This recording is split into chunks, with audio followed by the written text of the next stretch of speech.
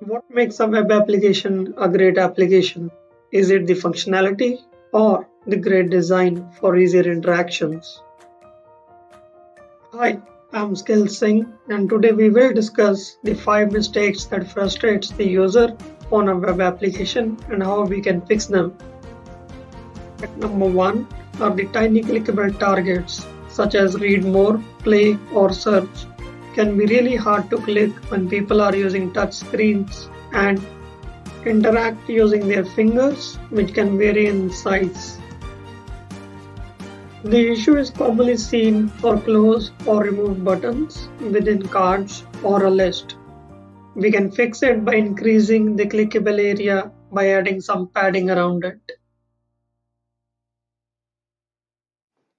Next in the list is small sized text. Nothing is more frustrating than to stress out reading the content. Fonts on the page should have a decent size. Industry recommendation is to have font size of 14 pixels for labels, checkboxes, radio buttons, links, and paragraphs. And for buttons, it should be 18 pixels. Proper spacing among the elements only enhances the user readability. Remember, white space is your friend. Then we have autoplay videos with sounds. Well, we all hate it when an unwanted video is played. This is a no-no when working on professional web applications. Please refrain from playing the videos on page load. Allow users to click on play button in case they are interested. Next up is the sign up doors or walls.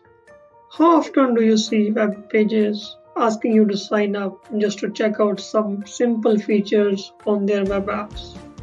This causes users to quit the page and start surfing other options, which we don't want.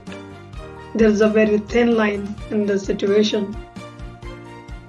We do want users to sign up for future communications or to save their preferences. I would suggest to make the decision based on your business needs. If the feature demands user details, then have a sign up page.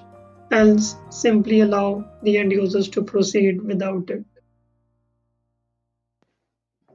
At number 5, we have broken navigation, especially for back buttons. Usually, professional web applications for banks, credit card unions, and hospitals disable the default back button of the browsers for security reasons and to maintain the session details. In such scenarios, the back button provided within the page becomes a critical element for the end users to navigate back to the previous page. You can understand the frustration if it's broken or not working. My recommendation would be to double check that the navigation links are working fine.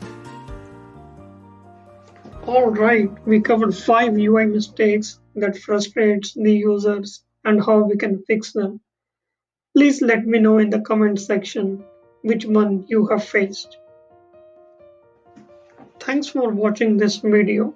Please like, share and subscribe to this channel to keep improving your skills. Till then, keep coding.